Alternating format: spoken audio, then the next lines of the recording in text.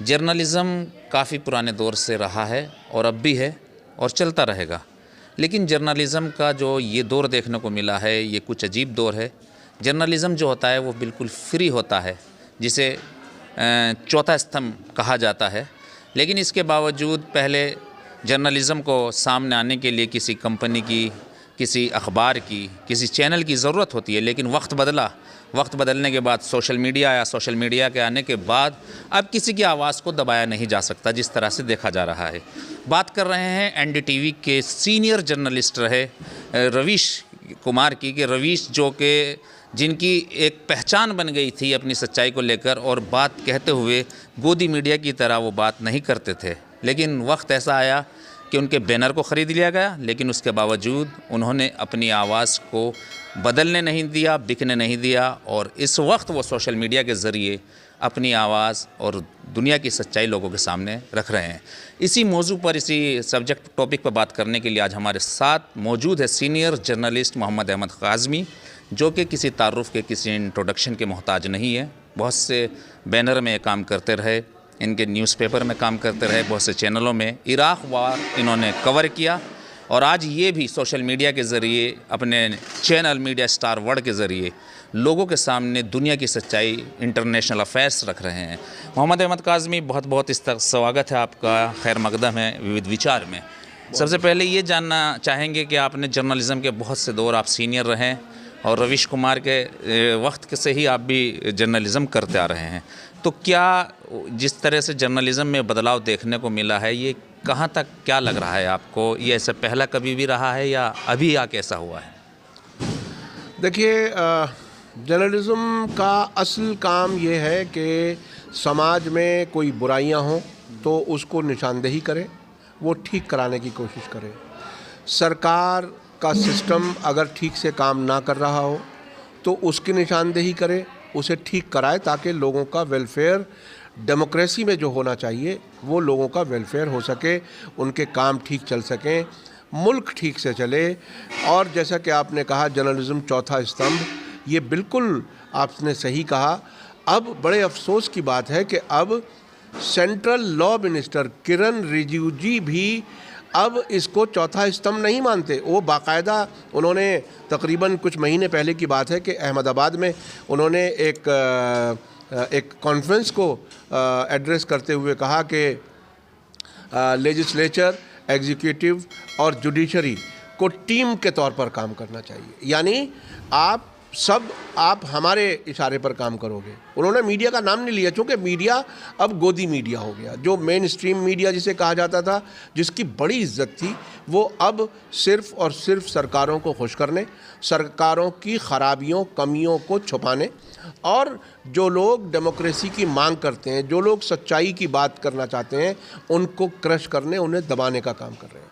तो अब ये एक ऐसी सूरत हाल है कि मीडिया, एनडीटीवी एक ऐसा पत्रकारिता का तकरीबन कहा जाए नॉर्थ इंडिया में तो आखिरी किला था, जो किला गिरा दिया गया। जब मैं किला गिरा दिया गया की बात करता हूँ, वो इसलिए कहता हूँ कि वहाँ चूँकि रवीश कुमार और उनके साथी, वो सिर्फ रवीश कुमार तो एक आइडियोलॉजी के तौर पर एक आइडेंटिटी बने हैं, उनके साथ और भी टीम के जो लोग थे वो अच्छी पत्रकारिता करते हैं, आज भी करते हैं, और उनमें से भी सब छटने शुरू हो जाएंगे। जो उनके साथ एडजस्ट होगा वो एडजस्ट होगा, जो अपने ज़मीर की बात कहना चाहेगा वो हटता चला जाएगा। तो इसमें अब जिस तरह से रवीश कुमार को हटाया गया है, इसमें ये तकरीबन आखिरी कोशिश इस तरह की है कि कोई मेन स्ट्रीम मीडिया ऐसा ना हो जो सरकार से सवाल कर सके। और जब मैं सवाल की बात करता हूँ तो 2014 से अब तक, अब 2022 में हम हैं, तकरीबन 8 साल हो गए, एक भी press conference prime minister Modi ने एड्रेस नहीं की। ऐसी प्रेस कॉन्फ्रेंस जिसमें लोगों को सवाल करने का कोई हक हो, इख्तियार हो।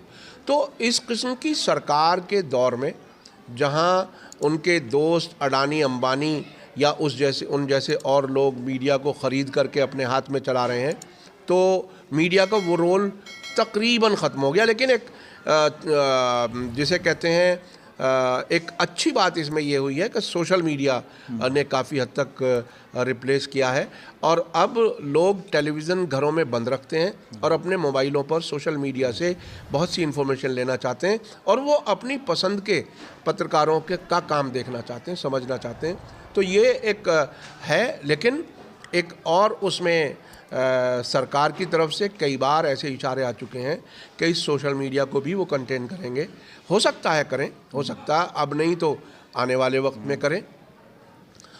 अगर ये भी बंद हो गया तो ये एक और बहुत बड़ी मुसीबत होगी। लेकिन हाँ, कुछ लोग ऐसे हैं आज भी समाज में, मैं ऐसे लोगों को जानता हूँ कि कुछ भी चला जाए, हम सड़क पर निकल करके ऊंची आवाज़ से 10 लोगों से तो बता सकते हैं कि भाई क्या हो रहा है। तो जो बोलने वाले हैं वो उस सोशल मीडिया के बंद होने पे भी नहीं खामोश होंगे।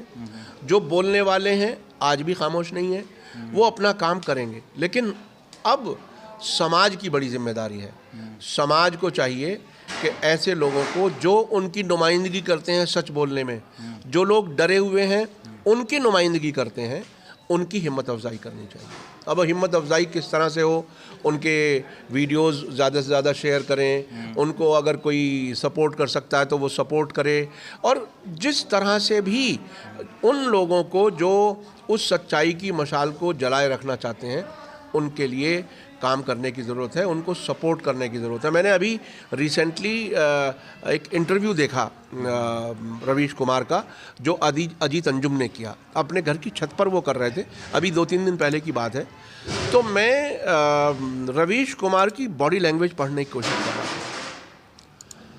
देखिए, ये बात अपनी जगह सही है कि जो मजबूत इरादे वाला होता है वो आखिरी लम्हे तक लड़ता है, कोशिश करता है, लेकिन आखिरकार वो इंसान ही होता है।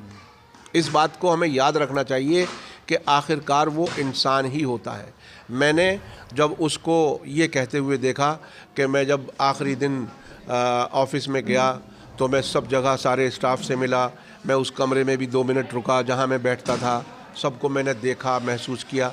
यानी उससे जिसको वो दिन रात मतलब खून पसीना पिला रहे थे, उससे उन्हें अलग होना पड़ा अपने उसूलों की वजह से। तो ये शख्स जिसकी बॉडी लैंग्वेज उसकी कहीं ना कहीं वो कमज़ोरी भी जाहिर कर रही है जो हर इंसान में होती है, तो उसको सपोर्ट की ज़रूरत है। समाज को चाहिए कि ऐसे लोगों को सपोर्ट करें, मजबूत करें, और इनको मजबूत करने का मतलब डेमोक्रेसी को मजबूत करना है। डेमोक्रेसी का मजबूत करना मुल्क को मजबूत करना है। मुल्क को मजबूत करने का मतलब पब्लिक लेवल में जो नफ़रत बढ़ाई गई है उसको, नफ़रत को कम करना है। इन ऐसे लोगों को मदद करने का मतलब मुल्क की तरक्की की तरफ लेके जाना है मुल्क को। ये सारे काम आम लोगों की भी जिम्मेदारी है। वो जिस तरह से भी मॉरल सपोर्ट करें, फाइनेंशियल सपोर्ट करें, कम से कम मिलें, हमदर्दी जाहिर करें, अकेला ना छोड़ें कम से कम ऐसे लोगों को। ये बहुत इम्पॉर्टेंट है। अच्छा, जैसे उन्होंने चाहा कि रवीश कुमार को या इस तरह के पत्रकार को दबाने के लिए उन्होंने पूरे बैनर को ख़रीद लिया, लेकिन उसके बावजूद रवीश कुमार की आवाज़ को दबाया नहीं गया। उन्होंने सोशल मीडिया के ज़रिए फिर वो सामने निकल कर आए। तो क्या मैसेज गया होगा उन लोगों को कि जिन्होंने ये कोशिश करने की कोशिश की? देखिए, ये जो पैसे वाले लोग होते हैं ना, ये इनके पास पैसा होता है और ये पैसा इनका खून पसीने की कमाई का नहीं होता। ये वही लोग हैं जो हज़ारों लाखों करोड़ बैंकों का फ्रॉड करके भाग जाते हैं। ये वही लोग हैं जो हमारे आपके सबका मेहनत का पैसा बैंकों से लूट के भाग जाते हैं। तो ये इनकी अपनी जेब का तो पैसा होता नहीं, और जब सरकार इनको सपोर्ट कर रही हो कि आप लूटो, हम आपको लूट कराने में आपके साथ हैं, आपके ख़िलाफ़ कोई कार्रवाई नहीं होगी, तो इनका अपना ज़ाती पैसा तो होता नहीं। अपने पॉलिटिकल आकाओं को खुश करने के लिए जहाँ चाहिए पैसा लगा दीजिए। भाई इतना ही तो काम करना, मुझे यहाँ से पैसा उठा के यहाँ लगा देना, मेरा तो कुछ भी नहीं किया। जब मेरी स्किन सेफ है, मेरे ख़िलाफ़ कोई कार्रवाई नहीं होगी, मुझे सरकार ने ये बता रखा है, तो जो चाहे करा लीजिए। तो ये बेज़मीर लोग होते हैं, ये मुल्क से हमदर्द लोग नहीं होते, ये मुल्क के लुटेरे होते हैं, और मुल्क को लूट करके मुल्क को कमज़ोर करने वाले लोग जो हैं वो कभी भी ना मुल्क के लिए, ना मुल्क की आवाम के लिए, ना मुल्क के मुस्तक़बिल के लिए कोई कंट्रीब्यूशन नहीं होता, बल्कि अगली नस्लों को और तबाह करने का काम करते हैं, वही ये लोग कर रहे हैं। बहुत शुक्रिया। बेशक मोहम्मद अहमद काज़मी का कहना है कि पाबंदियाँ जिस तरह से अब लगी है बहुत से बैनर पे, और जिसकी वजह से जो ईमानदार पत्रकार है उन्हें बैनर छोड़ना पड़ा, हो सकता है आने वाले वक्त में सोशल मीडिया के में भी इस तरह के कंटेंट, इस तरह की पाबंदियाँ पैदा की जाए कि सोशल मीडिया भी एक तरह से इस पे भी सेंसर की कैंची जिसे कहा जा सकता है चलने लगे। लेकिन इस दौर में भी मोहम्मद अहमद काज़मी साहब ने बहुत अच्छी बात कही कि ऐसे पत्रकारों को, ऐसे लोगों को एक सपोर्ट की ज़रूरत होती है, मॉरल सपोर्ट, और साथ का उनका ज़ाती सपोर्ट जो किया जा सकता है आवाम को, वो करना चाहिए, ताकि इस तरह के लोग कभी अकेले ना रह पाए और ना किसी तरह की कमज़ोरी महसूस कर सके। इस तरह के लोगों को मजबूती देने के लिए आवाम को हमेशा सामने आना चाहिए, जिस तरह से अब आ रही है इस तरह से आने वाले वक्त में भी आना चाहिए, ताकि डेमोक्रेसी को और इस तरह ईमानदारी पत्रकारिता को दबाया ना जा सके। मुजफ्फरनगर से विविध विचार के लिए सुहेल के साथ रईस से।